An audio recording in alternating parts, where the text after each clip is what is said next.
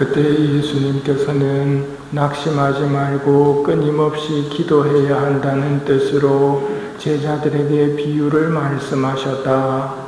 어떤 고을에 하느님도 두려워하지 않고 사람도 대수롭지 않게 여기는 한 재판관이 있었다. 또 그 고을에는 과부가 한 사람이 있었는데 그는 줄곧 그 재판관에게 가서 저와 저의 적대자 사이에 올바른 판결을 내려주십시오 하고 졸랐다. 재판관은 한동안 들어주려고 하지 않다가 마침내 속으로 말하였다. 나는 하느님도 두려워하지 않고 사람도 대수롭지 않게 여기지만 저 과부가 나를 이토록 귀찮게 하니 그에게는 올바른 판결을 내려주어야겠다. 그렇게 하지 않으면 끝까지 찾아와서 나를 괴롭힐 것이다. 주님께서 다시 이르셨다. 이 불의한 재판관이 하는 말을 새겨 들어라. 하느님께서 당신께 선택된 이들이 밤낮으로 부르짖는데 그들에게 올바른 판결을 내려주지 않으신 채 그들을 두고 미적거리시겠느냐. 내가 너희에게 말한다. 하느님께서는 그들에게 지체 없이 올바른 판결을 내려주실 것이다. 그러나 사람의 아들이 올 때 이 세상에서 믿음을 찾아볼 수 있겠느냐. 예레미야책 오늘의 묵상을 보면 낙심하지 말고 끊임없이 기도해야 한다라는 핵심 내용이 굳이 다른 설명이 없더라도 쉽게 이해할 수 있습니다. 오늘 복음의 전체적인 흐름 중에 이것만 기억하면 됩니다. 그게 뭐냐면 낙심하지 말고 끊임없이 기도해야 한다. 낙심하지 말고 끊임없이 기도하는데 도움이 되기 위해서 예수님께서는 불의한 재판관 이야기를 들려주시며 하느님께서 당신께 선택된 이들이 밤낮으로 부르짖는데 올바른 판결을 내려주시지 않은 채 미적거리시겠느냐. 내가 너희에게 말한다. 하느님께서는 그들에게 지체 없이 올바른 판결을 내려주실 것이다 하고 예수님께서 말씀하십니다. 지체 없이 판결을 내려주신다면서 내 기도는 안 들어주시던데요 하는 생각 안 드십니까? 하느님의 시선과 우리의 시선은 좀 차이가 있습니다.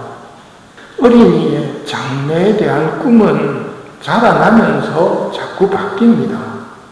만약 어렸을 때 내가 바쳤던 기도를 하느님이 들어주셨다면 다들 청와대에 계시거나 과학자가 되셨거나 유명한 운동선수가 되어 있을 겁니다.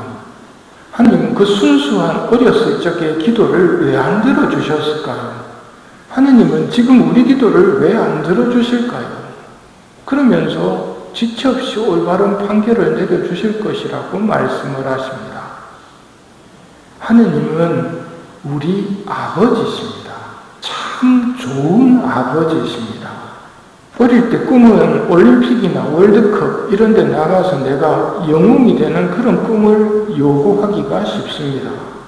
그리고 묻지도 따지지도 않고 그저 공부 잘하게 해달라고 1등하게 해달라고 기도를 합니다.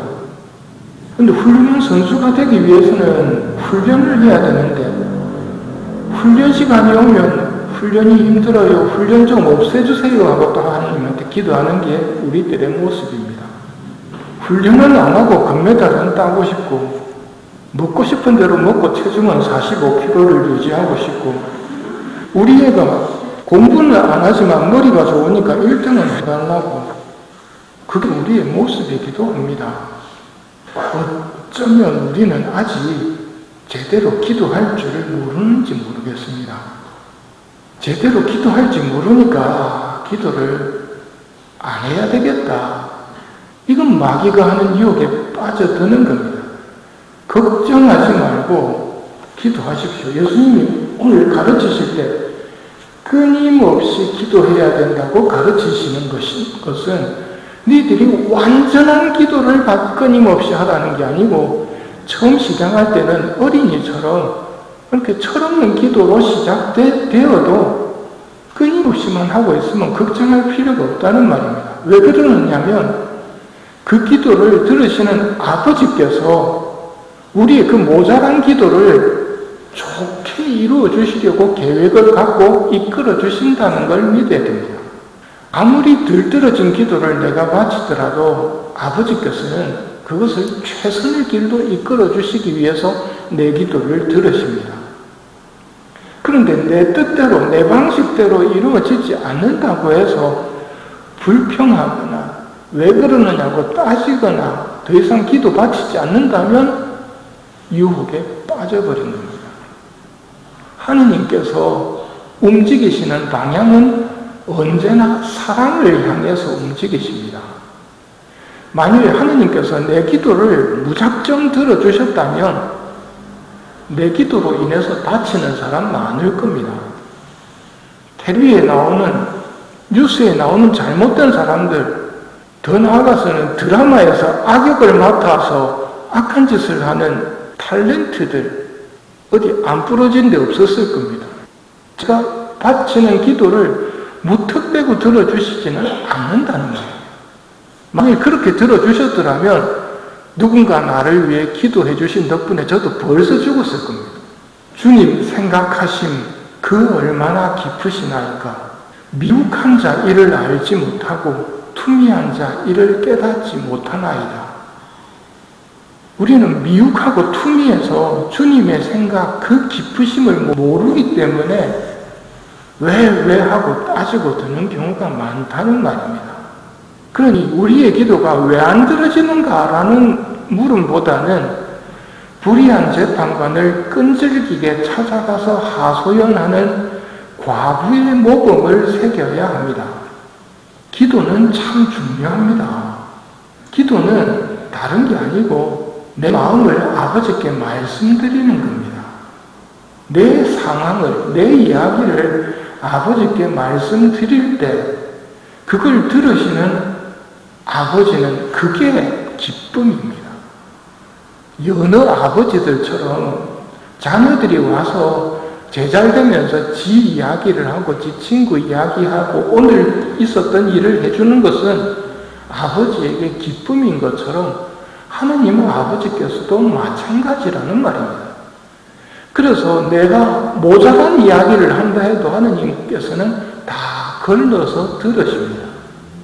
그리고 아버지는 내 문제를 풀어주실 수 있다는 것을 믿고 아버지께 말씀드리고 나서는 나는 이제 아버지가 하라고 하는 대로 하면서 기다리고 있으면 됩니다. 아버지가 하라고 하신 것 중에 하나가 아버지의 뜻이 하늘에서와 같이 땅에서도 이루어지소서 하며 기도하고 기다리는 겁니다. 그러다 보면 아버지께서는 올바른 판결을 내려주실 것입니다. 우리가 사는 세상은 어려움이 적지 않습니다.